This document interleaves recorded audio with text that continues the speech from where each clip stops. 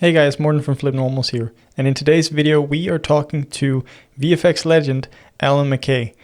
This was a very interesting discussion, and we went through a lot of different topics, technologies, basics versus fundamentals, which is something we've covered before, pricing yourself as an artist, and I guess more importantly also the self-doubt that most of us have when it comes to our work and our skills. So let's jump right into it. I'm used to making everyone else do this on my podcast. So I'm Allan McKay. I'm a visual effects supervisor, and I've worked in the industry for about 25 years. So in terms of video games, I've worked on Half-Life, BioShock, Call of Duty, Halo, Destiny, bunch of other stuff. And in terms of films, it's like Transformers, Superman.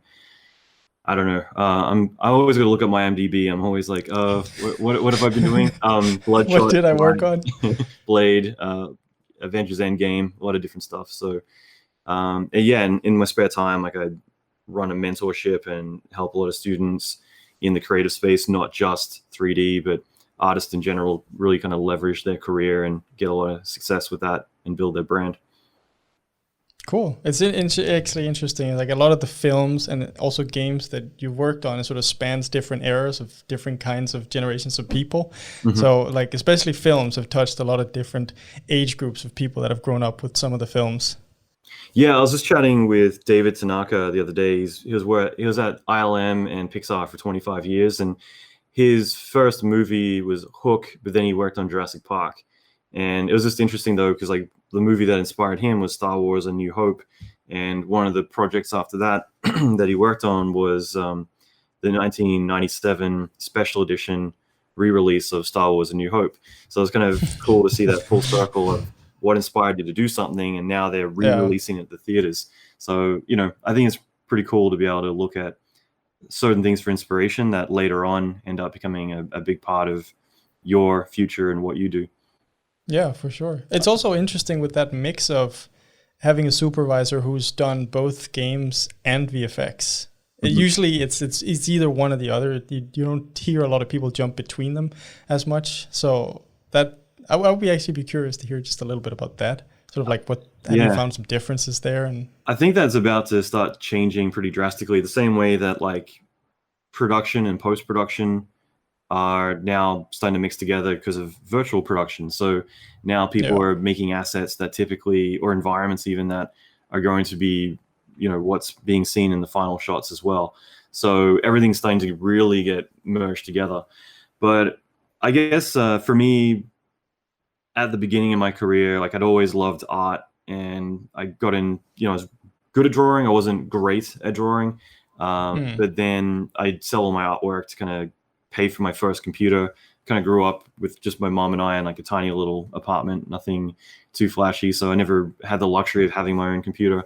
So I got like this little crappy PC as a 286 when everyone else had Pentiums. So naturally all the kids at school would call my computer a lemon.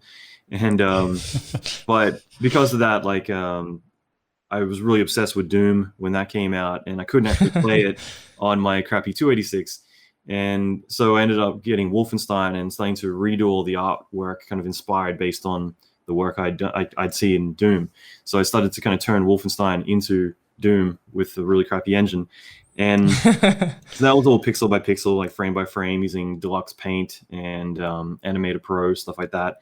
But that kind of got me really intrigued by all this. And so video games for me were always a big inspiration, like Doom especially, Command and Conquer. When I think the first email I ever sent was to Westwood Studios to ask them like, hey, can I have the 3D assets that you made the cinematics with, which naturally they said no. I was actually just talking with the CEO of Westwood from back in the day just recently. So it's kind of, again, like talk about full circle, getting to chat with him about stuff that, was a huge inspiration to me. And I'll just sidetrack for a second, say I've always had not an arrogance about it, but I never seem to tell people how much of an impact they've had on my life. Like I had breakfast with Paul Verhoeven, the director of RoboCop and Starship Troopers and all these other films. And, that was just like a casual kind of coincidence. I ended up having breakfast with him, but I never actually acknowledged who he was. I was just like, oh, nice to meet you, Paul. And I had breakfast and hung out without even pretending to know who he was. But yeah, I guess for me, like doing video games was really interesting. But then Jurassic Park and all these other things really intrigued me as well. So I guess we all have that vision of going to ILM. So I think me, at least at 14 years old, is like, I want to go to Hollywood and I want to, leave Australia and head over and work at ILM and all these big aspirations. So you start getting into film and, then you get pulled in other directions, commercials and other stuff. So it's just a lot of pivoting. But I'll say, like, I think that these days there's still a bit of a disconnect, but I think that it's a bit more of a trend for a lot of AAA games to start bringing people in from film to kind of leverage that. So with Call of Duty, that was a good example where just coincidentally I ended up getting a conversation with Activision where they're like, if you want to come on board and work on Call of Duty, like, you can do whatever you want. So just kind of tell us what you want to do and we'll make it happen. And so that was just kind of fun to kind of go in there and work on the project for a few months and then roll off of that onto the next thing. But there's just like a lot of those kind of coincidental things, like God of War. It was like originally the live action commercial, but I actually just worked on the new God of War. I don't know what it's called, like the latest one, whatever that is. So just God of War. Yeah. That's So yeah, I mean, the one thing I will say though is these days, just usually because I like doing shorter turnaround projects, I've never enjoyed like staff jobs, and because of that, like Lord of the Rings and a few other bigger projects have regularly had to turn down because I didn't want to spend a year and a half on a movie like that. And it meant that with a lot of game projects, usually what I would negotiate is that it's not worth me learning the engine as much, and I'd rather just kind of work with someone, like pair me up with someone who will work with me on integrating all my stuff, and that way you'll get more value for me because I'll be able to iterate and knock things out quicker, but without getting bogged down with the technical stuff. But there's been other things, like I worked at Activision about 11 or 12 years ago where my role was actually part of helping develop the new technology they bring in. And so that was kind of interesting because I think for video games, the big challenge is figuring out how to do something with the limitations that you're kind of confined in. Whereas with film, I think that we get kind of spoiled with, I can do anything, I just got to let the computers sit there for a few more days. And so I think there's a bit of discipline that comes with real time that a lot of other people could probably leverage in other industries. But it is cool to see how, especially games technology, I feel like it's starting to make its way into film, like the way that they do previs in games, the way that they set up sets and the way that they try to shoot everything. And also like the inspiration from film in games now, if you have motion capture sets and like big green screen studios and everything is sort of like, it's starting to look like the same sets, the same people that are working on everything. It's like merging that to get that really high fidelity in both of them. Well, it goes back to the limitations because like, with real time, you've got hardware limitations. That's what's kind of really pushed the boundaries, is that video games are a very lucrative industry and everyone wants to kind of keep iterating and improving on that. So it means video cards and everything else keep improving and improving and improving. And that's why whenever someone says like, what kind of computer should I get? And it's just usually get a game PC and just load it up with as much RAM as you can, because video games are at the forefront of everything. And it is creepy though now with NVIDIA, like they're just recently branching into everything. So it's video conferencing, to kind of interpolate the drop frames and, or low res footage and up res it. Like I wouldn't be surprised if they make a better Microsoft Word a year from now. Like they're just touching on everything, but it's because now the GPU with CUDA and all the new tech coming out, and also ray tracing and RTX becoming a big factor of real time. All of this tech that we're used to, and yes, it's 20 years behind in terms of what we might be doing, but it's very quickly catching up. And so again, like the bridge is kind of coming over very quickly. It's closing that gap. Yeah, I mean, I saw the other day they're branching into like processing huge data sets for NASA as well, for like big simulations where they just have GPU farms that handle all that stuff. So they're definitely touching a lot of different industries. So they are very quickly becoming an actual giant. Yeah, I'm really interested to see even 6 months from now, like where we're going to be at, because it's just every single day. There's a YouTube channel called 2 Minute Papers. I've forgotten the. Yeah. Yeah, I love that guy. Yeah, he's amazing. And yeah, I was just really amazed at like the stuff that he's showing. It's just like, yeah, like who's going to implement that next, or who's going to jump on that? And that's the thing too. You look at like Fume effects or a lot of other. I mentioned Fume just because that was one of the first. So everyone typically, recognizes it no matter what platform you're on. And Afterburn, all these other things. It's typically just like a white paper that someone wrote. Not that long ago that someone's like, okay, I'm going to go make a plugin from that, and they go and make some software around it. And if there's a hole in the industry that it fills, then it blows up. And so it's very easy to leverage those trends. And Embergen's a good example with Nick Seaver at the owner. Yes, definitely. Yeah. And he's gone and said, well, using GPU to do fluid simulations, let's go do that. And I'm really excited to see where that goes. Like it's pretty cool to see like the performance and also the fidelity that you can create with Embergen. Like I feel like it just came out of nowhere. All of a sudden, Embergen was just there, and it just produced amazing results.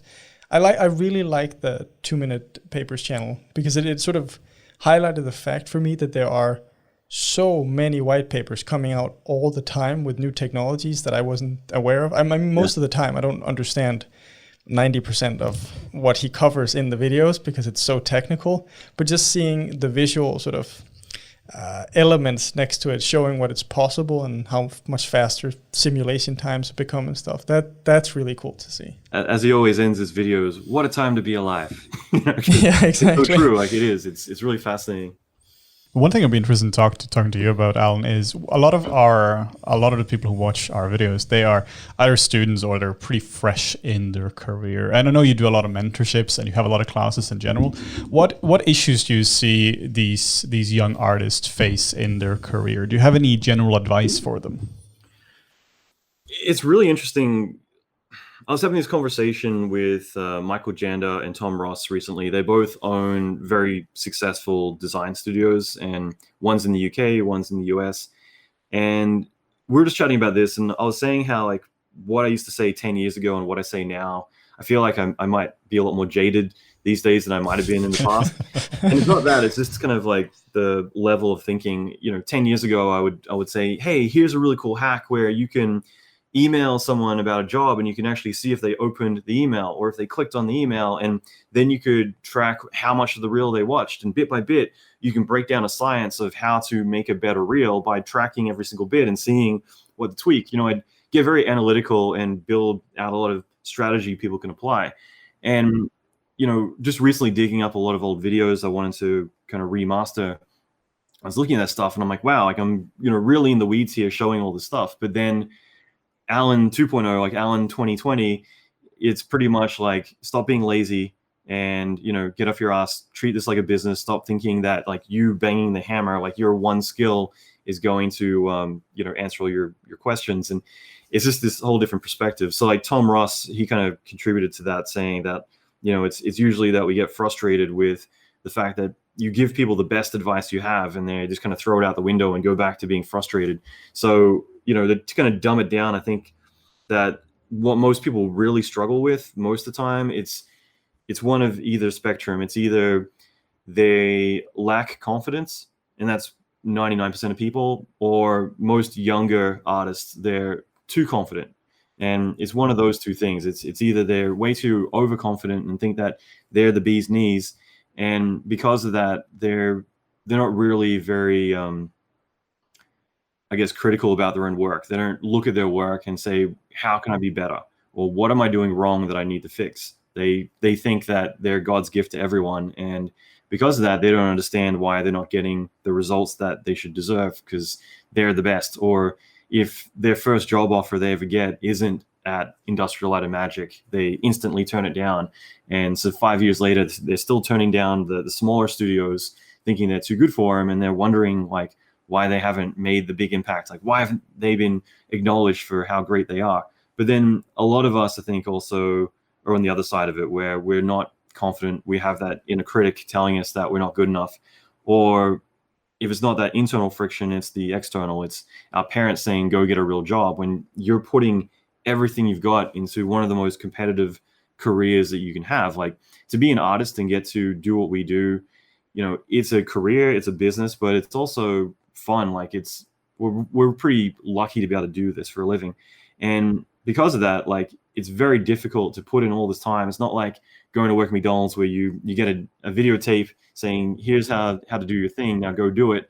It's, okay, I'm gonna have to fail and dedicate 2 years of my life to hopefully be good enough to start looking for a job. And meanwhile, when you got everyone else kind of behind you saying, it's not a real career, go get a real job, you're gonna fail, stop wasting your time with this, go back to college and be a lawyer or a doctor or something legitimate, or quit your job and come work for me. Like, when we have that in our ear kind of talking us down, it's something that eventually is going to weigh on us, like, maybe they're right. So I think there's like a lot of that just kind of messing with our heads instead of really getting critical about how do I build a better strategy that's going to really get me the results that I want, instead of fumbling around and expecting to magically get it. Like I said, like banging the hammer, like doing your trade, the service you provide, that's what you're offering, but it's everything else that's really going to matter in the long run. That kind of goes hand in hand with, I think, one of the points that we've repeated the most, I think, to our audience is the whole, like, a lot of people when they're getting started and when they're learning, they're sort of confused between what to focus on. And a lot of people most people, especially in the beginning, end up focusing on the software, where it's really the whole, like you mentioned earlier, learn every single button. Just take a year off, learn every single button, every single menu item. Then I'll be a master. Well, then now you'll be a master of knowing where every single button in Maya is. But you'll basically be the manual, Yeah, exactly, a human manual. I feel like it's kind of equivalent to that. Whereas instead of, if you're focusing on something more fundamental, more traditional skills, let's say for us, we often focus on character art. So you're focusing on anatomy, you're focusing on design. Those are timeless things that you can take with you through every application and multiple kinds of jobs, and then sort of like retrofit that to whatever is needed for that specific job. Yeah, we see this all the time, where you focus on every single button in the software, and then you start making tutorials and you realize that you use like 3 brushes and like 2 features over and over and over again. Yeah. And it's all about how do you think about the problem. And if you lay a solid foundation down early on, you'll be using the same foundation 10 years later on. I'm sure a lot of the effects training you were doing like back 15 years ago, like I watched some of your training like back in like early or late 2000s, where I'm sure a lot of the concept, the way of thinking about a problem solving is just as valid today if you're sitting with Houdini version 20, or if you're sitting with like Fume Effects in 3ds Max 7 or something like that. Sorry, I'm looking at this power supply that's velcroed under my table, and I'm watching it slowly starting to rip down. Okay. All right. As long as like the electricity doesn't just go out in a second. No, it's so true. Like I think we're a creature of habit, and we tend to kind of do the same, use the same tools and the same things. But that's the thing too. I think that a lot of people, they'll overcomplicate things, and sometimes it's a way to teach people is to say, like, to backpedal for a second. I flew to Vancouver one time to train up Frantic Films, which is part of Prime Focus, and do like a 3-day workshop with all their senior staff. And I did the same thing with Ubisoft, where instead of teaching them like, here's how you make an explosion, here's how you do all this, instead I said, okay, let's do this for half a day. I'm going to show you the same 5 things I do over and over and over. And then the next 2.5 days, I'm literally going to show you how to do all these things. I'm just going to point out that's me just doing that one thing over and over and over. And really what it is you're looking at like, these are the main drivers that do most of what we do. But then we additionally change a few things or add a few additional things to it. And that's how we get this whole other result. Instead of having, a bit of turbulence, we add a little bit of this, or we do this. And once you're going to understand, like, these are the main levers, and as long as you're pulling them, everything you're doing is essentially being driven by that. It really simplifies the whole thing. It's less intimidating. So, I think that's really important. But I think you guys were also talking about, focusing less on software. Is that something you're implying? Yeah, it's something we've covered quite a lot, where especially for characters and doing like modeling and sculpting, whatever you might be doing there. It's a lot of people tend to get stuck in like this singular way of thinking. Like, they get attached to a piece of software And they're like, this is the best software for the job. There's no other way other software could possibly be better. And it's like, okay, now I'll just learn everything about this software, and then that will get me to the point I want to be at. Whereas like what you mentioned right there, let's say you're doing a masterclass on explosions, right? Your approach, I assume from the way you're talking about it, is kind of like when we're teaching. Yeah, it's talking about the fundamentals of explosions. It's like it's covering the few basics of what makes an explosion. Good things and bad things, not necessarily each individual slider, not necessarily each parameter that can tweak something in an explosion. It's just like looking at how do we build this up from the ground, like fundamentally, and that allows you to do 1,000 more explosions a lot quicker, instead of, okay, remembering these exact settings for this, remembering these exact settings for that. I've never used Blender ever. I've been following Blender. Well, I've been following it since 2004, and I've always been impressed by it. And I think it's 2004 or 2005. I remember seeing some like water simulations being done with it. I was just really impressed. But I mentioned that just because I have touched every other software. But my whole thought process is that if I needed to knock out shots, I probably could start getting shots working within a couple of days. And that's not me being overconfident. It's just because it is all the same stuff. Like first time I ever went into Houdini and started using pyro effects, I'm looking at, okay, where's the heat, the buoyancy, the expansion, density. I'm just looking for what I know, because under the hood, it's all doing the same stuff. It's just different colors or different buttons. And so I'm just looking at, okay, it's called this in that program. In Maya Fluids is this. In Cinema 4D, Turbulence FD, is this. So you look at what you know and you apply it to something else. Like if you go to Industrial Light and Magic or some bigger studio, a lot of the time they're going to use proprietary software, and they don't say go learn it for 10 years and then come back. They say, here's your 1 week to get up to speed with our pipeline and everything else. Sony's the same way, RNH, Digital Domain, and then you got to start working on shots. And so for us to kind of really think that, okay, I'm just going to learn this software and everything's going to be great. Like what if some big company comes along and acquires your software and then runs it into the ground? Like sometimes that happens. And what are you referring to, Alan? Is there anything specific? I shouldn't say, because my next door neighbor works there, and I work with these guys quite a lot. But it is true. Like you got to think of, well, what's the end game? Like the climate is going to change, and if you're just banking on software, that's not going to really help you. Like I had someone email me once. He'd gone through one of my courses, and very early on, because it was an effects course, he's like, I don't want to do this. I don't want to problem solve. And the whole point, like if you're a technical director, that's what you do, is you problem solve. There's never a time where you land on a shot and you're like, okay, I know what to do, and you just go do it. You're like, why is this not working? Like my wife's a designer, and she keeps getting intrigued to get into 3D. And I'm like, as soon as you get into 3D, it's going to take 3 times as long to do whatever you're trying to do, because nothing will ever work the way you expect. And it's just the nature of the beast. And because of that, it's important to kind of have a bit more perspective about it. Like the guy who emailed me, he basically said, I don't want to problem solve. I just want a button that does it. In other words, if there's an explosion, I just want to have a button that makes the perfect explosion. And I thought about that for a moment, and I replied to him. I'm like, you know what? You probably could get a job where all you got to do is press that button.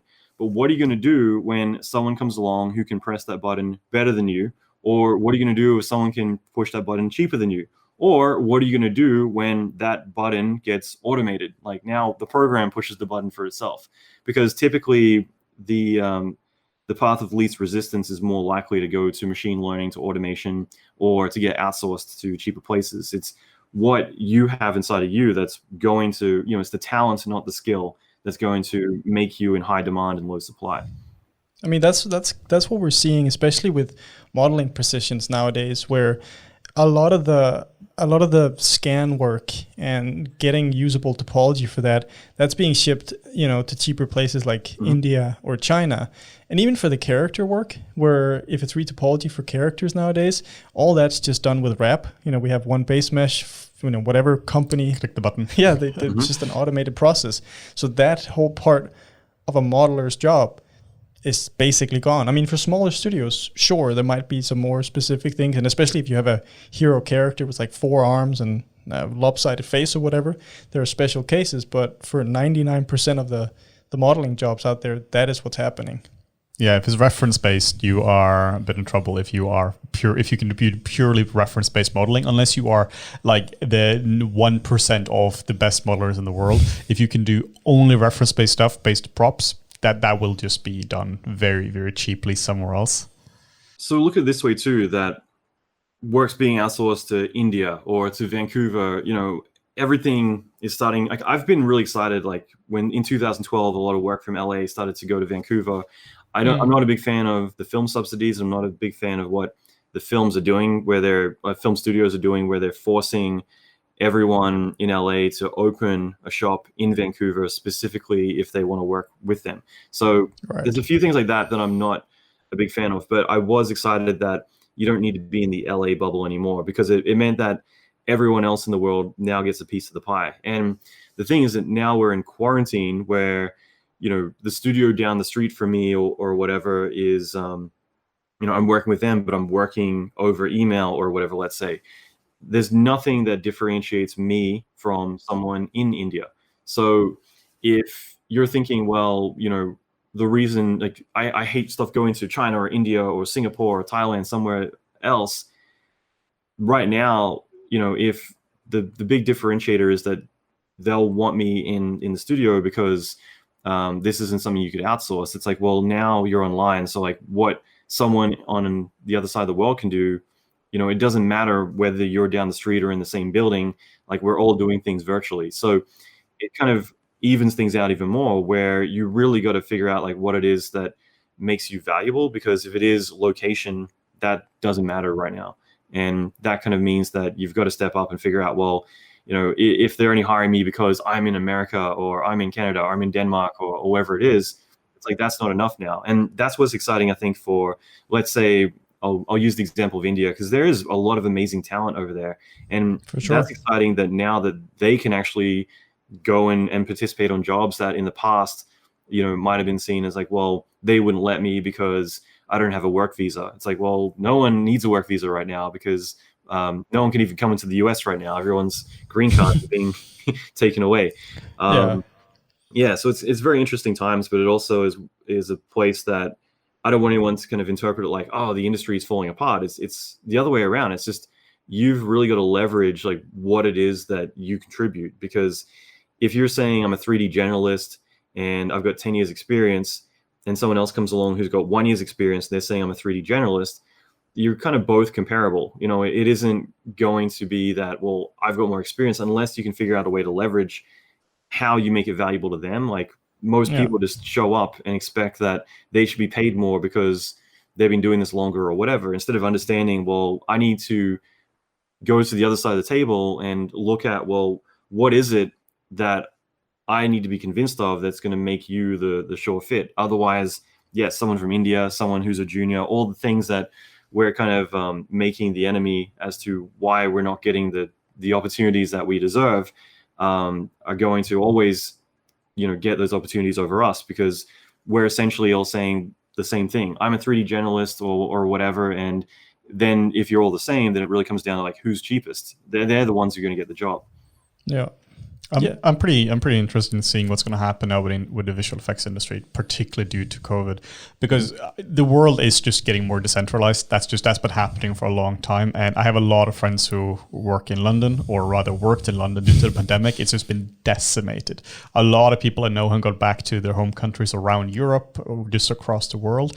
And one thing, this may or may not happen, but I have a feeling that before this whole thing is over, there's going to be one studio which is come out of almost like of the ashes of Corona, which is going to be fully decentralized. I think it's going to be a startup company which is fully decentralized from day one, where you have a pipeline based around being remote. You have everything either runs through like the Teradicis or what they're called, when you can just work remotely. Everything happens on the server, and that company will just have such a competitive advantage if they get it right. That's a big problem. You can't just transfer a London studio or LA studio to be remotely. You have to adapt it. But if you can get that right, just imagine how much you save just in rent. Like where we worked at DNEG in London, it's right in the center of London. And you have a building with 1,000 people. Same thing, you just go across the street, you have Framestore with more than 1,000 people. Yeah. It's insane how much you can do that. And then either you can have the same cost and have higher profits, or you can just reduce your cost and deliver the exact same quality. Granted that you can overcome the issues of being remote, such as communication and people needing reliable internet connections and all of those. And then not to mention, like, you have the big one of like Disney, Marvel coming in with their dangerous privacy clauses, NDAs and stuff, and not being able to share stuff. That was really a big thing, because before sort of Disney MCU started becoming a big thing, it was easier to work from home or do freelance like that. But I feel like especially after that, studios were sort of like on lockdown. You know, everything became internal in the studios. You know, you had to have a separate machine for internet access, so you couldn't no leaks, no sharing, no nothing. So I am curious. I hope that you know, from this pandemic we could see something more positive like that it is possible to do more freelance or work from wherever you want. That's been the interesting thing. There's definitely been a few Marvel movies that I turned down just because I didn't want to deal with traffic, because I had my own studio in Santa Monica in LA, and you know, I didn't want to go to Hollywood just because getting on the 405 every day is just like, there's 2 hours that I'm not being paid to commute. And but knowing that they're Disney films, it's like, well, clearly you won't want me to work off site. Now the difference is that right now it's all proven, which is interesting. Like, we're doing this all right now. Like the minute that COVID hit, you know, every studio within like 7 to 10 days pivoted. Like Framestore, ILM, Pixar, like Pixar FedExed all their computers to everyone within like 4 days. And it's just like, you're on the VPN. I was talking with some guys at DD, and half of them who had VPN licenses were able to work from home, and the rest is just like, at the very beginning, it's pretty much like, okay, we're just going to separate the desks a little bit. And, you know, that I don't think it lasted very long. But there was a studio in 2009 called Scarecrow, which was trying to go all virtual. And the interesting thing is, like, it's really came down to the MPAA or the Motion Picture Association, and also the and Disney being the two people that have really kind of put a hold on things. And because Disney kind of monopolized the industry for visual effects, because they're pretty much financing the visual effects industry in a lot of ways, they're the ones who kind of managed to slow things down, because they would, you know, say, okay, if you want to work with us, we're going to hack your internet, or attempt to. You can't be connected to the internet. You got to ban cell phones, like all these ridiculous things. But the interesting thing is, as soon as COVID hit, they're like, okay, well, we want our Black Widow film to continue, so yeah, go ahead and work from home. Who cares? Now that it's proven, you can't really roll back. And that's been really interesting too. And on top of that, like ILM, they secretly set up a studio in LA just because they're constantly having to bring us up from LA to San Francisco and put us up in a hotel. And there's so much overhead with that. And like, I used to walk around ILM every day, the two buildings, B1, B2 in the Presidio, and just think like, how much is this costing? Like, what's the overhead? Because like, they would have 30 people just for the marketing department, and then there's the lawyers and accountants. Like, it's such a big machine. And that was just Industrial Light and Magic, not Lucasfilm and JAK and all the other aspects of the big empire. So the thing I found interesting is, like, when Facebook and Twitter, a lot of my friends there ended up going to work at home, they were offered like to permanently work from home, but they'd be taking a pay cut. And I'm always thinking, like, why are you taking a pay cut when, if anything, like, it's going to be cheaper for them? It's, you know, it's less overhead overall. You know, you're not having to worry about the electricity. Like, usually when you're ramping up on production, the one thing most people don't think about is, like, we'll get more computers, more licenses, more artists, and then they run out of electricity, and they got to have like a diesel generator, you know, out in the car park, just like putting out all the smoke and fumes, and, you know, just all these little things that cost so much. And that's why, like, Atomic Fiction, when they were one of the first studios to start working in the cloud, and when we were doing that, it was just great because you could just scale up, you know, get an extra 300 shots on a film, and it's just like, okay, we just need to do more hours. Really, it wasn't about having to get more software licenses and everything else. That's all on the cloud side. So there's a lot of expanding, a lot of moving around, adapting that's happening right now. But it's all to do with the industries that are being disrupted, and they're going to continue to be disrupted. If you're a taxi driver and you're frustrated with Uber, well, anyone who's kind of sticking to the old way of doing things are drastically shifting and changing right now. Real-time, film, all of those are merging together. Working from home, working on site, all of those are merging together. So it's all changing very rapidly. Like the last thing I'll say about this, because obviously you can tell I've got a lot to say about it, but one of my friends, he's a feature film director. He's got a movie coming out in December, Monsters of Man, Mark Toyer. So he's a director. He's been a DP and a director for 25 years, does a lot of amazing work.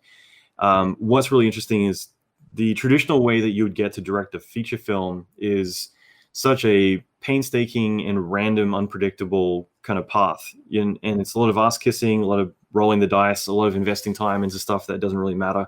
And in the more recent last decade, I guess, with the internet coming around, like a lot of people managed to get their films greenlit just by making a short film, throwing on Vimeo, and then getting a lot of traction. And that's kind of proven that there's an audience for it, then they can get it greenlit.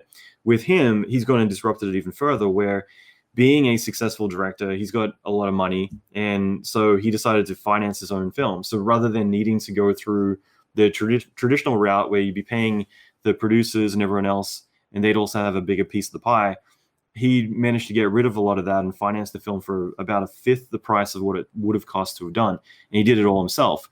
And when it came to the visual effects part, that's where he just hired a bunch of artists off the internet who are really good artists, not juniors, but seniors that all work together. And if they didn't have a fast computer, he would just build one and mail it down to them. And they managed to knock out all the visual effects very quickly. And he's got a very good background in VFX, so he meant to shoot it all intentionally in a way that it wouldn't be as big a pain to get it all done. A lot of CG robots running through the jungle and stuff like that. So just seeing someone actually finance their own feature film, hire a VFX crew on the internet, around the world, outsource some of it to India and Thailand, but the rest of it was like in Australia and the US, and be able to just knock out VFX shots, turn it all around in next to no time. And then also on top of that, you can crowdfund some parts of it. He used crowdfunding a little bit, not to finance the film, but more just to kind of tap into that fan base to kind of get more eyes on it. So, I think it's really fascinating. There's so many different things that we can pivot to now, that it's really kind of this whole new blue ocean that we can really kind of find, like, where's my piece of the pie? How do I want to do things differently to how they've been done in the past? That's a good proof of concept that these things can work, like with proper management, and people with the proper expertise can definitely lead that kind of production. But also kind of what you referred to in the beginning, especially in this changing landscape, that just because you have seniority doesn't mean that you're a better artist. I've seen that a lot, especially with junior artists coming into studios, where because they're not old and jaded, they're actually they're keeping up to date with the technologies and what's happening.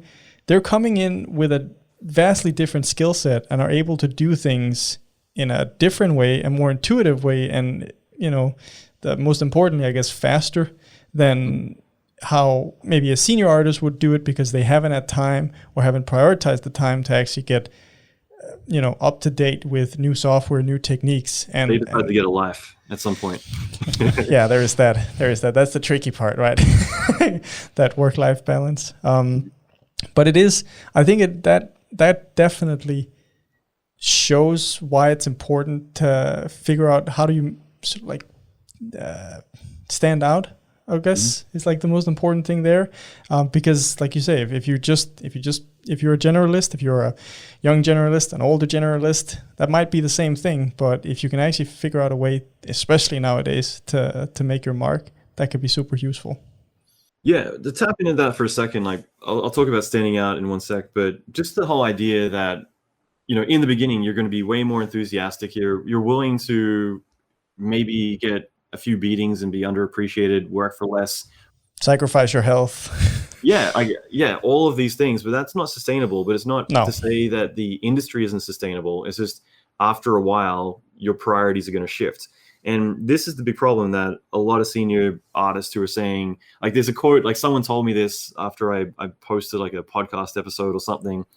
They were very jaded, and they were like, if I knew what I know now, that, you know, I would have never entered this industry, you know, because VFX is a young man's game and there's no work out there or something. And then he got really annoyed with me because I said, what are you doing to get work? Like, I'm generally asking him, like, if you're having a hard time finding work, like, how are you going about doing it? And right away, you know, I don't think he liked me actually asking him to point out, like, well, here's what I'm not doing because I'm being lazy. You know, it's let me see your strategy. But the thing is, I think that stuck with me for a while, and stuck with me more and more, where if you've been doing this for 15 years and you're losing jobs to someone who's got 1 year work, in other words, like, the services and the skills and everything that you provide, the employer sees as comparative to someone who's cheaper than you, has less experience than you, then, like, what have you been doing with your career the last 15 years? And I feel like that's like working in the mailroom for 15 years and then being kind of annoyed that someone who is a new employee only 1 year in is being promoted above you.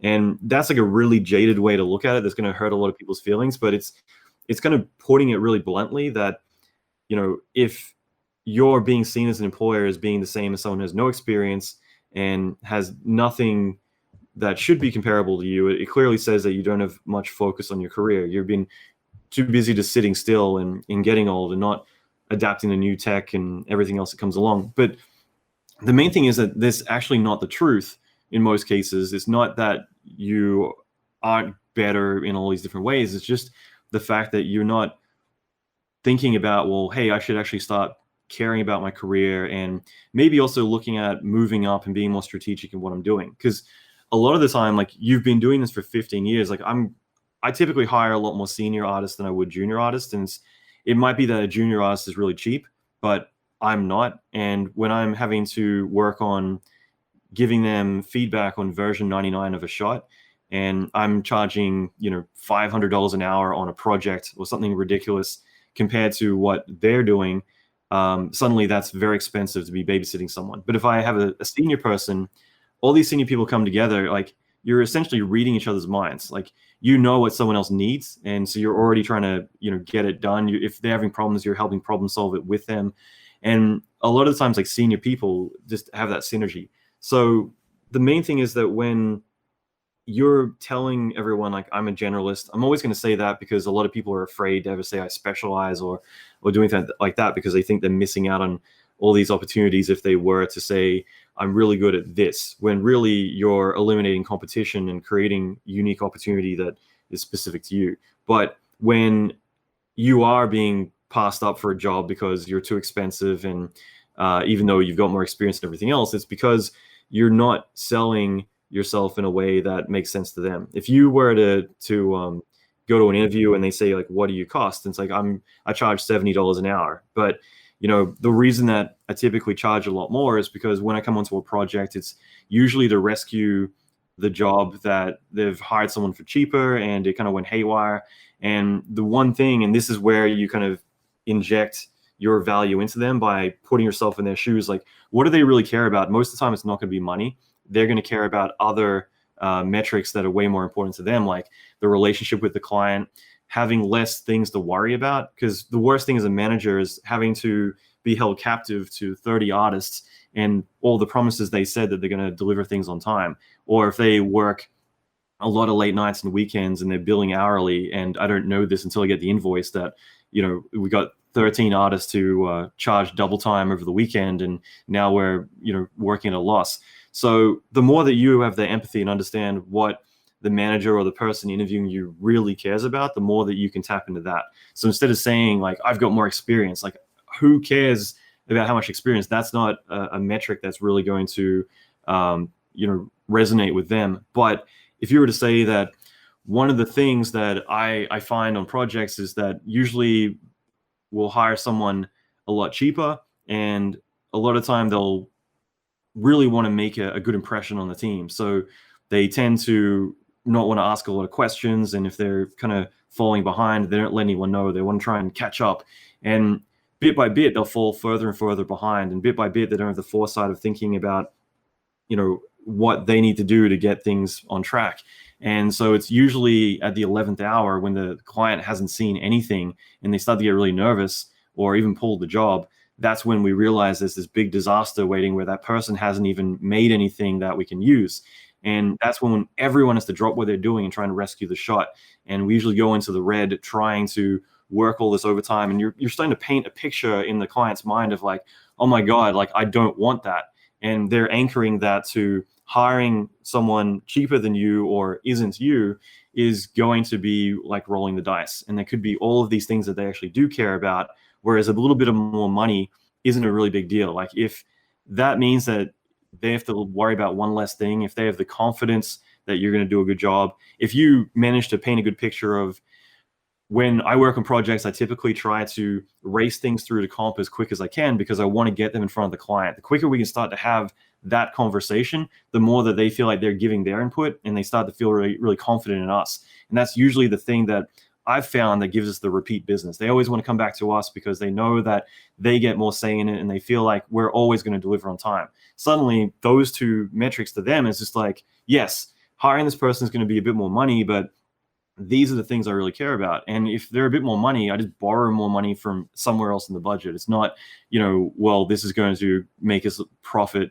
less. It's going to be, well, I'll just pay the next person I'm interviewing a little bit less, or I'll borrow some from comp, or we won't get as many render nodes, whatever it might be. So it's just little things like that like the more that you have the empathy, the more that you stand up from your side of the desk and walk over to the person interviewing you and sit in their seat, that's a chance to start thinking about like, what do you really care about? And like, that's how you negotiate anything. For me, anytime I have a meeting, I'm just asking questions because I'm really trying to understand like, what is it that you care about? Because the money or the things that I care about, like really, I can typically get whatever I want once I know what they want. Because then as soon as they feel like, okay, the thing that's more important that I really care about is, as long as they feel like they're getting that, then you can negotiate anything. So it's just little things like that we got to start stepping out of ourselves and start looking at like, well, how am I selling myself? I'm charging twice as much because I've got more experience isn't going to be a valuable thing. But at the same time, if you're a junior, there's a lot of ways that you can negotiate more money or say, hire me over the other person because of da, da, da, da, da. And those are the sorts of things that the more that we start to build strategy around what we're doing, then everything changes. And that's how you can shotgun your career, is like saying, well, what do I got to do? Like, what are the things that matter? Like going to college or learning Maya inside out or whatever package that you think is going to make you irresistible to everyone. Those are not the metrics. But when you figure out like what are the ones that matter, like getting people to invest in you, finding someone who would mentor you and hire you because you ask advice, but then you actually go and do it. And then you come back and show them what you did instead of wasting their time like every other person who's ever asked them for advice and then just never follows up again or comes back and asks more questions and wastes their time. Those are sorts of things that make them feel like, okay, cool. This is a worthy investment. And this is someone I want to take under my wing and help and let their whole career grow and, have that success. Yeah, I think a lot of what you're talking about is about providing value instead of attributing your salary purely based on years experience or how many software you know and all those kind of things. It's all about you become more valuable often the more you worked, but you can also have somebody who's been working for 15 years who aren't providing more value now than they did after 2 years. So it's like that when it comes to, there's a big difference between something being expensive and something providing value. If you have a project, like particularly in film, hiring a good supervisor it might cost a lot of money, but it's not necessarily expensive. I worked with supervisors who have been absolutely phenomenal and supervisors who were absolutely terrible. And the reason they were terrible weren't necessarily because they were rude or mean to me, but because everything took twice as long. And like you're saying, like get stuff to comp right away. The directors can have a look at it. I was doing texturing a lot in film, and what's so important there is you just get it into a shader and just see how it looks in the shot. A good supervisor will do that. A bad supervisor will look at your Mari dailies and just zoom all the way in and just like feed back the little bump here and the little pore there. And then you have 20 rounds of revision before the directors or the main VFX soup sees it. And they're like, yeah, cool, I don't like the direction, scrap it. Like that's where you can save an insane amount of resources in a project by hiring somebody who costs a lot of money, but isn't necessarily expensive. So if you have a whole project of people who provide an insane amount of value, might cost a lot of money, but your project is, you can rely on the project. You don't have this like you're rolling the die. You don't have this like black box, put stuff into it. You don't know what you're getting. With a good group of reliable, valuable people, you can just rely on it. You just know what you're getting. Get this 100%. In, get this out. That could be one of the frustrating parts, especially when you're sort of further down in the cog, right? Like getting that through. I remember this, I think one of my favorite projects that I did before we left VFX was that Harry Potter film. Oh yeah, the second Fantastic Beasts 2 or something like that. I was doing this design from design to end of like this fire dragon in the film. And I just come off of Pacific Rim 2 where some of the supervision was hard to get through because there were so many revisions. It was such a big project, right? So everyone wants to say multiple supervisors. It has to go through everyone. And once we get it through, the directors are like, let's change it. Mm-hmm. On Fantastic Beasts, it was a small team. And with that dragon in particular, I was just a modeler on that film. I was working directly with the animation soup, the effects soup, and then the modeling supervisor. And we just had, I think, 1 or 2 dailies. Just the 4 of us. We just sat down. I did the dragon, get it out, get it into shot, get some effects on it, and we're like, okay, to do 2 or 3 iterations, and now we have something that actually gets approved. That was such a weird moment for me. Where you're like, okay, this is how production can be as well, where you have something that's tight. It's not necessarily because people know exactly what they want from the get-go. We just avoid all the friction of, I guess, a lot of egos. People want their say in something. No, this was time was just like, we just need to get it into shot. That was fantastic to see. And that saves people a lot of anguish. And it also saves the studios a lot of money, I guess. Context is everything, because you can, you're right, like go in and noodle something without saying like, let's just throw it in the comp and like see how it looks. Because again, like I'm always going to look at where my eye is going, because you're then going to prioritize things like, okay, well, if that's over here, like I'm not even looking over there. So there's projects we've worked on, like let's say a Blur, where the animation is horrible in the background because you're, even though they're visible, like literally skating in the background, that doesn't matter because your eye's not looking there. But what I find is that you'll get someone who is just noodling a shot over and over and over, going through dailies every single day. And then finally, when they get into comp, you realize that that's actually behind a pillar and you don't even see it. There's all these stupid things that people make bad decisions on, instead of saying, well, let's look at it in the final product and then we can start to make creative decisions, instead of trying to sabotage things too early. So you're right, like experience is everything when it comes to that, and more importantly, having direction, like having someone who is kind of controlling the ship, like making the right calls and not getting in the way of everyone because they're insecure about like not doing their job or needing to put their finger on something as well. Like there's so much of that stuff. I think the worst supervisors I had were people who it was like they were grading a quiz where they were trying to find all my mistakes. It was like red mark, and red mark, and zoom all the way in, and here is another red mark. Well, the good ones were like, yeah, this can be a little better, but how can we improve it? It's not about finding what's wrong, but it's about figuring out how we can take this to the next level. Then it becomes a whole different conversation, and then you're getting into value.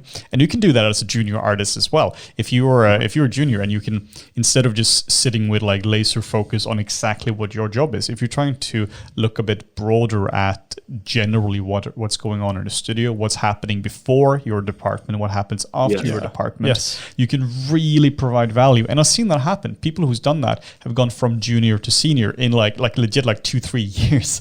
And you had other people who's been like legit as like almost interns or very, very low juniors for like 3, 4, 5 years. And they just didn't have the broader perspective on things. Yeah, altitude, being able to have that foresight looking down. I'll just say this, like probably the best thing I ever learned was I got off the box for 2 years where I was just exclusively just souping and producing.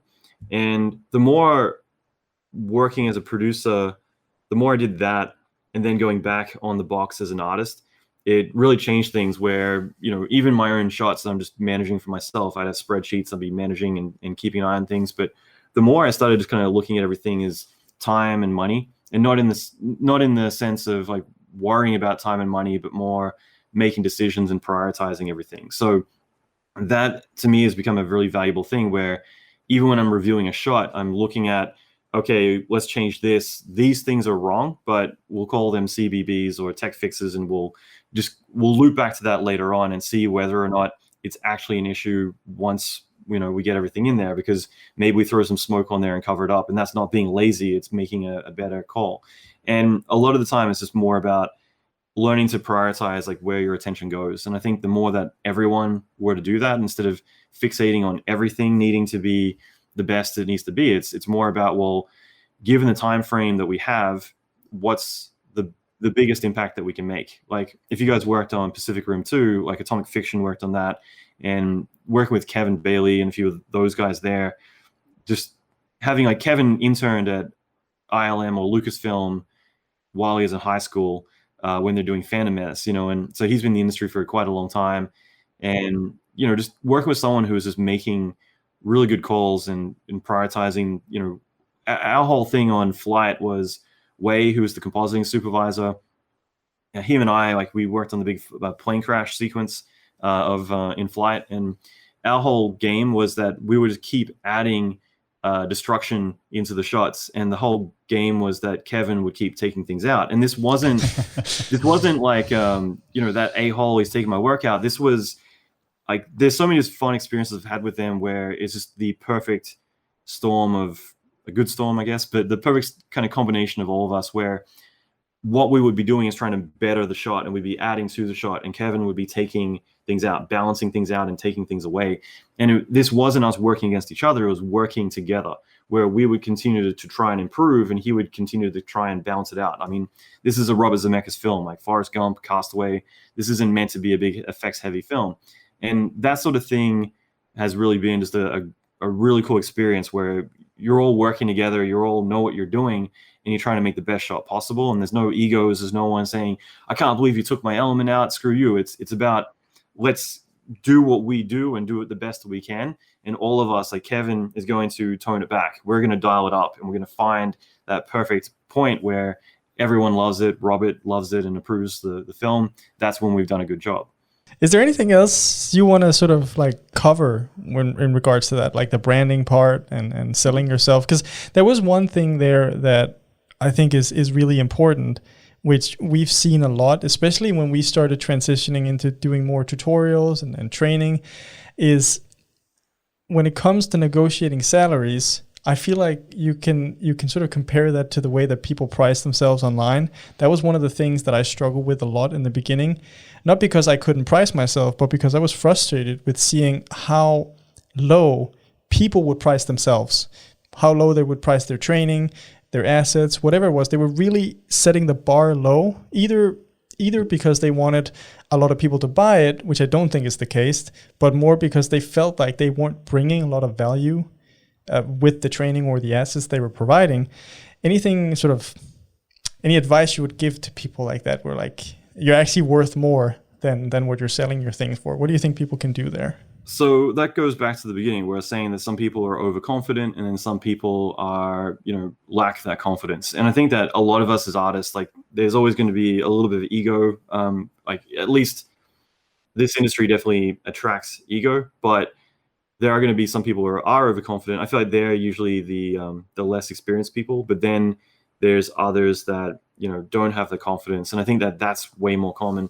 So I think, like, when I look at hiring people, like, I was looking at trying to hire a editor recently, and a lot of my friends who are editors in the film industry, I know what their industry is like. They get walked all over, paid nothing. And, and so when you go online and people are trying to, 2 years in, they're asking for $85 an hour. Like, that price doesn't, to me, say that you're good. It says that you're actually really out of touch with the industry. Like, you're not an editor. You just one day decided to call yourself an editor because you got Final Cut Pro.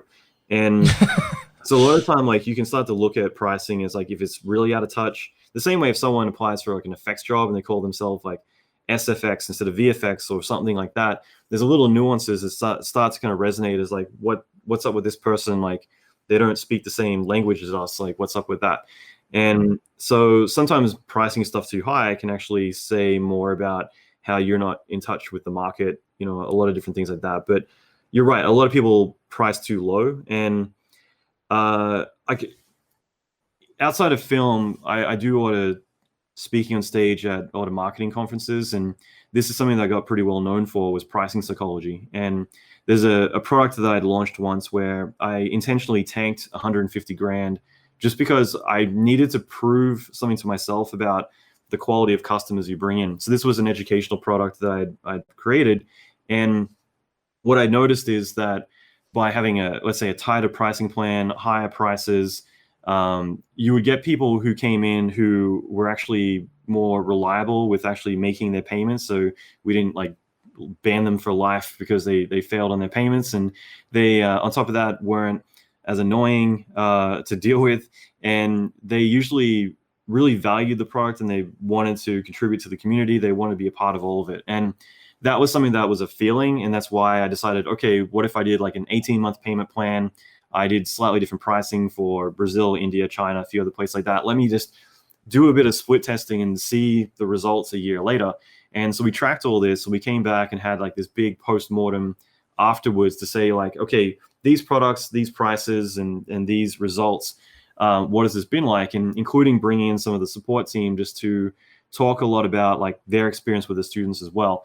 And it just became very clear to me that the lower the price, the lower the barrier of resistance for people to come in. So people who are, get emotionally excited about buying something are going to say, yeah, I'm going to come in too. And they're just going to swipe their credit card and jump in and not really take what they're doing seriously. So there's a lot of people that by raising your prices, you're actually filtering out the ones who aren't serious. And it means that when you get someone coming in who's paying, let's say, $2,000 for a 6-week course, when the standard price is usually about $600 for most people in the industry. So you're paying more than 3 times the price. What's going to happen is the people who do sign up are the ones who are like, I'm paying $2,000 for this thing. Like, I'm going to get my money's worth. And so they hold it in high value. They take it seriously. They're committed to doing it. And because of that, like, they get the results that they wanted from it. Other people, though, they kind of sign up and they log in occasionally and they try to do something, but then they email you and say, nothing's working. It's like, well, did you like watch the lesson? It's like, yeah, kind of. It's like, okay, clearly you didn't. You just like skip through it and like, I don't get it. Do it for me. Here's my scene file. Do it for me. And there's just like a lot of that stuff that will come up.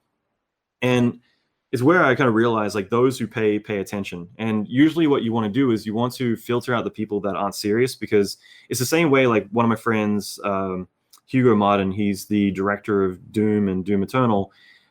He's still paying off his college tuition, and I think it's like $1,200 a month, something like that. And Jesus, part of the reason that he went and studied, I think it was in New York at Pratt or somewhere like that, I forget. Actually, he'll kill me. It's not Pratt. It's somewhere a bit more potential than that. But he, him going and paying a fortune for his college, like he learned a lot. He studied like industrial design, but the main thing was that knowing how much he was putting into his education meant that he needed to make it worth his while. So when you talk about Pacific Rim, he was working out of Guillermo's garage on the first one, designing all the robots, designing everything. And it's a lot of him having put so much money into his education that forced him to get the success that he got later on, because he realized like, I got to make this worth my while. And I would be more than happy to have 20 students over 200 students in a class if every single one of them is like, okay, I paid all this money, I'm committed, and I'm willing to give this everything I've got. And they're the ones that you get to see their names in the credits 6 months later, because they went from being an architect in Dubai to saying, I've always wanted to do VFX, and I thought it was too late to change careers. I've got wife, kids, and all that, but I go do Allan's course, work with him, and then now I'm in Montreal supervising 3 years later, and that's the sort of things that for you, it makes you want to invest in people because they're investing themselves. But when everyone just shows up, and that's like the level of commitment they're willing to do, because they saw it as like a cheap course, a cheap product, they're not willing to take it seriously. Now, that to me is just, more about the general thing about pricing psychology. Like the value you put into something is really the value that represents how confident you are about the course or whatever you're providing. And if you're lowering the price, then for a lot of people, you're going to attract annoying customers or people who aren't really going to see value in what you're doing. And on top of that, it means that you don't see it as being good either. But if you see this as being like, okay, if I give them this, let's just say a lesson, because it's a little bit easier to price this in terms of the ROI. Like if they go do this lesson, this is going to teach them something that they could easily start raising their rates and be able to charge a lot more, because this is a really high in demand topic that typically, you could get paid $100 an hour, being able to provide the service. There's value in that. And on top of that, like, let me make it worth their while. I'll make sure I explain it to them in a way that isn't like, I've got 10 years experience. That's the value when you're trying to price yourself against a junior. The same way that you're not saying, well, this is like my tutorial and my thoughts on this. It's like, this is something that, is really going to teach you the skills that you need to be able to work at the AAA studios. Like one thing I was going to say that I think that really kind of resonates here. Yeah, so I did a YouTube video a while back on like how to make money online, like selling your assets. Just kind of more just touching more on the theory of it, about there's so many things you could leverage your talent for, to write articles or put out models, whatever it is. You can leverage your talent to do a lot of different things. But instantly, a lot of people start chiming in saying, you can't do that. There's no money in selling digital assets or any of this stuff online. It's all owned by this one company in China, all this kind of random stuff. And those are excuses that we tell ourselves, right? But then I wanted to do something similar. I was thinking about putting out like a video specifically talking about like how to sell a model or do something like that, like set up an e-com website, let's say. And that was one of those moments where I was already thinking about like what people are going to say back to me, like, oh, there's no money in this and blah, blah, blah. So I thought about, what if I showed the end result? Like, here, I made 10 grand selling this thing. And that would make them intrigued about like, well, wait a minute, how did you manage to do that? And it's because I started, again, like sitting on the other side of the table, like all these people who are making excuses to not try in the first place, like why are they doing that? And, it's because they're making an excuse not to try. They're making an excuse to say that's going to fail, and then kind of talking themselves out of ever doing it in the first place. The thing is, what are they doing and what am I doing differently? And if I go and spend like a week, a month, a year, I've got a friend who just modeled the White House inside out. It was for White House Down. They just continued to kind of work on the model for another 2 or 3 years.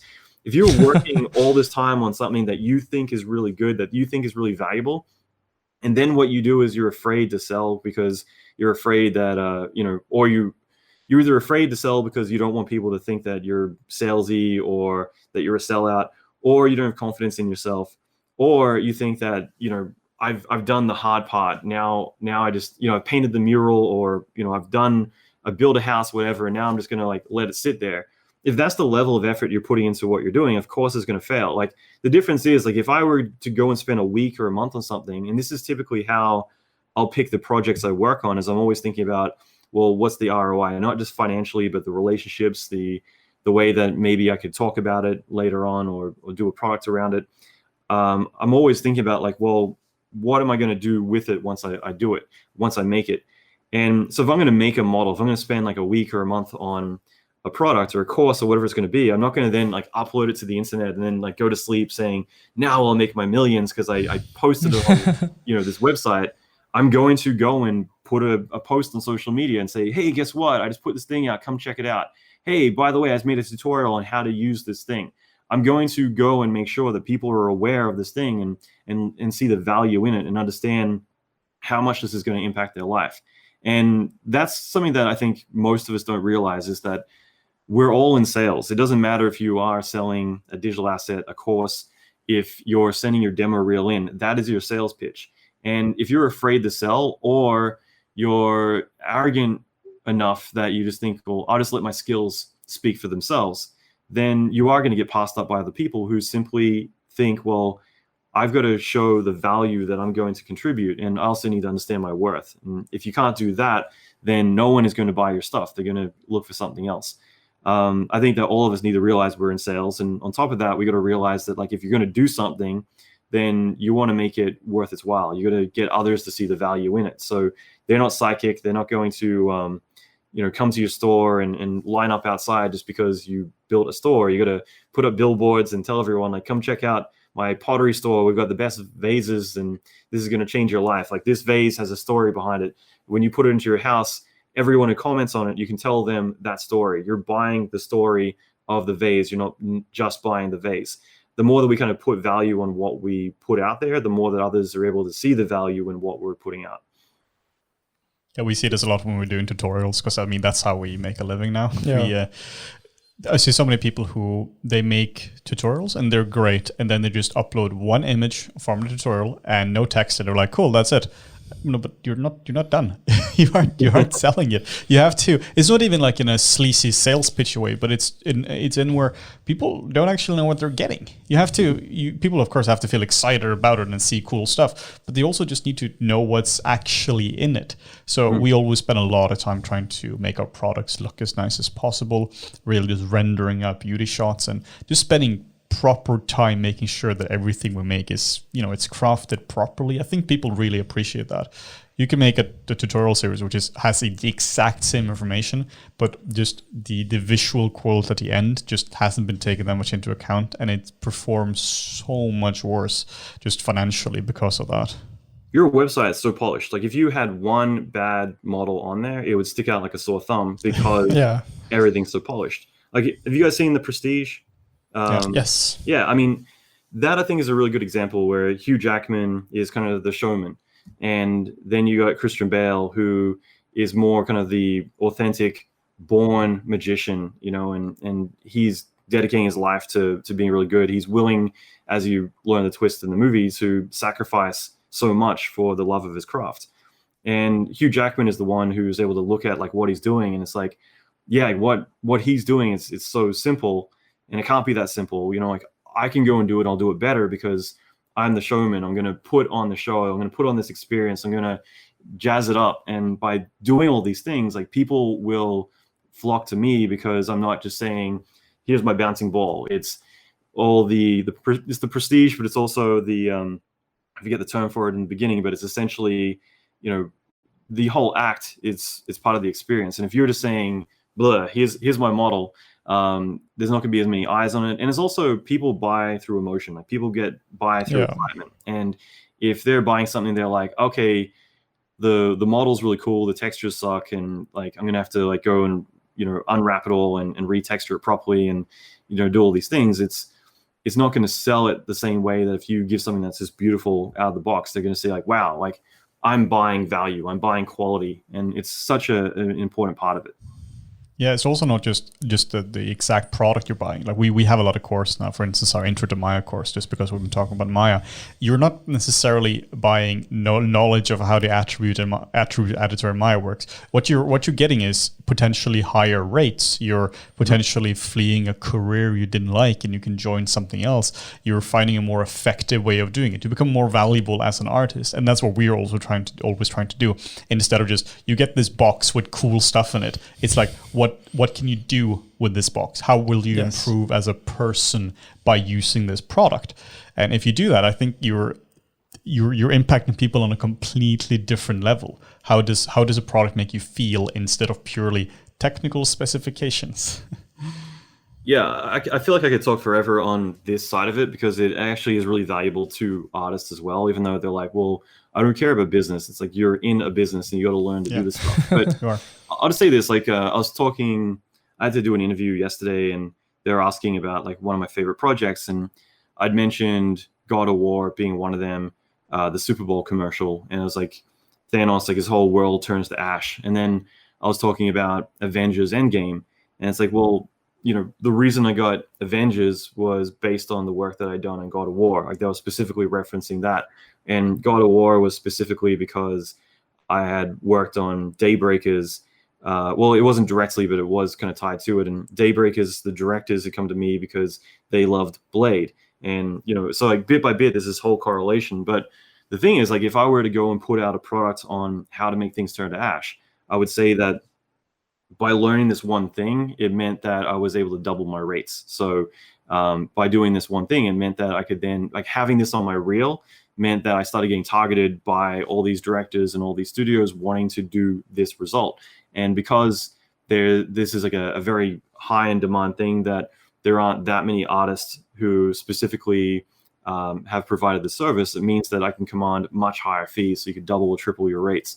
Like the more that you lead people to the value that, like, if I get this, I get, you know, all of this value that I'll be able to do for the rest of my life. Like that way it's quantifiable. There's a return on investment for, if I spend $20 on this thing or $2,000, whatever it might be, I'm able to leverage it and do a lot more. Or, you know, if I learn to code, then I can automate a lot of the tasks that are taking up a lot of my time, which means, like, if you talk about marketing, just to kind of pivot to that, like one of the famous stories in marketing is this hardware company selling a drill bit. And they didn't say, like, this drill bit has like these many treads and it's really shiny and like we did all these things, because then they're being compared to every other drill bit on the market. They're going to say, well, this drill bit has a few more treads than yours, so like maybe I should get this. You know, they're going to always compare it. But if you focus on the end result, and for them it was, we put holes in walls.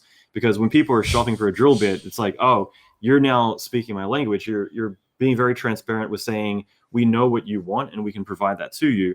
It simplifies it all. It's like, here's the end result that you want, and instantly everything else goes out the window. It's like, okay, yeah, okay, this does what I need it to do, so I'm going to go and buy this thing.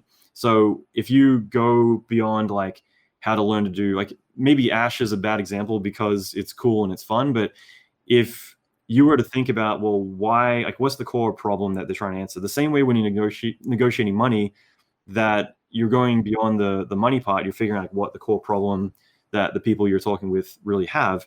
When you're trying to sell a product, if you think, well, why are they buying this thing? It's because they want more money, or maybe it is like they want more free time. And that way they're not struggling so much. Or maybe they want the confidence to be able to work on a job and not feel like people are going to catch them out, that they're really a fraud, and, you know, all the things that they're really feeling. So if you were to communicate, like, by learning the Maya attribute editor inside out, you're going to be able to look like a boss. You're going to be able to build expressions in here that connect all of these things up, and that way you're able to work faster, smarter, and on top of that, be more confident with what you're doing. And you'll have the foresight to be able to dial these values up and down and hit Control A to pop out the window like nobody's business. But whatever it is that speaks to them, where it's like, wow, like if I learned how to use the hypershade better and actually knew what these nodes did, instead of like kind of fiddling around and hopefully getting what I want, knowing how to go in there with intention and be able to add the right, you know, Fresnel values to get the result that I want, rather than dialing things in and guessing, means that I'm going to have the confidence of knowing I can get the result that the client wants when they ask for it, rather than hoping and praying and rolling the dice that I'm going to get that.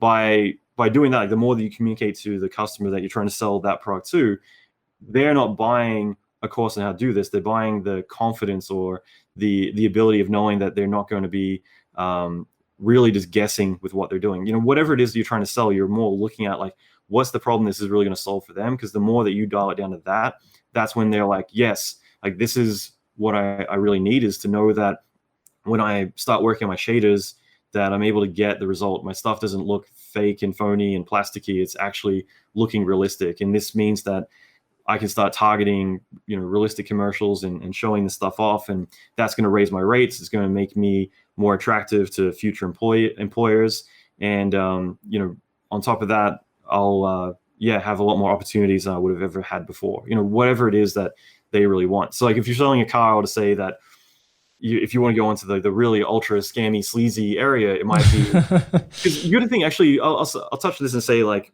why do people buy fast cars? Like, I've got Kevin Bailey, I mentioned, a few of my other friends, like they race cars on the track for fun. Like they're part of car clubs that do like, you know, what is it? You know, basically they'll drive all around LA doing, trying to think of the right word for it. It's like hunts, like drag race kind of thing.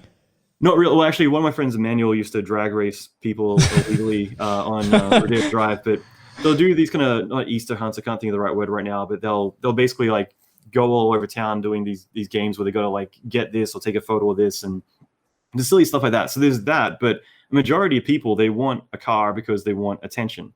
And the more that you sell them on the status that they're getting and all these other things. You're not talking about like this car's engine or, you know, check out the rims here. It's more about this is the one that this celebrity has, or, you know, to go really shallow, but it's like the girls are going to love you in this car, you know, just really, I can't even say that stuff with a straight face, but it's just, that's what you're trying to sell to the 22-year-old who can't afford it, is I'm going to get so many girls with this, and I'm going to get so many likes on Instagram, and I can't wait to start posing next to those yachts and the fake jets, and, you know, having my Lambo and all my Instagram posts. They're looking at acquiring status, and that's what they're trying to fake by fronting the money and doing all of that. So the more that you talk to that and cater to that, which in this case is ego and, you know, shallowness and all these other things, but it is the end result. And for a lot of us as artists, we're insecure. We're afraid, like, I don't want to be fired, or I want to, you know, I don't want people to see me as being a fake, or yeah, just not having any talent. So like, the more that I have confidence to be able to do the job, knowing I can actually deliver the things that I promise on, you know, the more that if you were to, I know I'm ranting here, but I'll just say, like, the more that you could get into people's pain points to say, you know, again, this is where narrative comes in. If you start to paint a picture saying, the reason I made this was because before I started learning this thing, every single time I worked on a project, I'd always be there at the 11th hour worried that this is the job that's going to get me fired, or this is the job that everyone's going to realize that I've just been lucky this entire time. Like, those things that everyone might be feeling, and they haven't necessarily put into words, but the more that you start to talk about it, the more it resonates. Like, yeah, like, that's how I feel. And again, like, this is selling, but it is essentially like connecting with like how people really feel. They're either looking for pain or they're looking for enjoyment. And the more that you address that, and it's not to manipulate it, it's just more about understanding like what people's needs, hopes, dreams, or fears are going to be. The last thing I'll add to this gigantic monologue I'm giving, you can tell, like, I've been recording a course on branding for the last few days. I did 15 hours on Sunday. So it's all in your head now. Yeah, it's just like one of these things that when I want to give as much value to your audience, and it's just, that means I'm just opening the floodgates, blasting out. But it is something that I would have never thought that most artists would really have identified, that they lack confidence and they want confidence. Like, that's something that I've been pretty self-aware of, like, you know, how I feel at times, especially earlier in my career, things like that. But I feel like most of us, again, like, we're so focused on, no, I just got to learn Max better or whatever product better. And more recently, I've realized like a lot of people kind of lack self-confidence, and they feel like that's the thing holding them back. So when I talk to someone about building their personal brand, a huge part of the course, like the first quarter of the course, has actually been about connecting the dots. Because if I say you can build this whole brand around separating your services from everyone else and making clients see the value in you, and it's going to up your worth, it's going to do a lot of things for you. For a lot of people, that's like, that's awesome. That's what I want. I want all of these things. But I know that they're going to have that inner critic telling them that, well, you can't do that. Like, if you were to say I'm an expert and I do all these things and I'm so valuable and I'm charging double what everyone else does, a lot of us are going to say, well, I can't do that. I'm not good enough. We're going to create that invisible script. So for me, I've realized, like, for me to help people, if this is meant to be a successful course that's going to help everyone get that result, I've got to go deep on all the stuff that's holding them back, that they either think that they're not good enough or they can't connect the dots with who they need to create the brand around. In other words, like, what their trajectory is going to be. So suddenly we've got to go deep into, like, well, why do you feel this way? And it's a chance for me to say, well, look, all of us get insecure. All of us have these moments. And the more that we realize, like, you got to lean into those pains and you got to address a lot of those struggles, like, that's how you get out of it. That's how you're able to become one of those A players, is because all of us have the inner critic kind of telling us to do what we're used to, what's normal, because that reptile brain that we're kind of fight or flight, you know, how we communicate with our mind. It's that simple, that, you know, it's basically saying that you haven't died yet, so just keep doing what you're doing. Don't try and do something ambitious, because this could get you alienated from your pack, or this could get you attacked if you go off on an adventure. It's not dealing with, well, these days we're pretty safe and the worst I'm going to deal with is someone trolling me on social media or something. So we've got a lot of things that we're resilient to that we don't have to worry about in this day and age.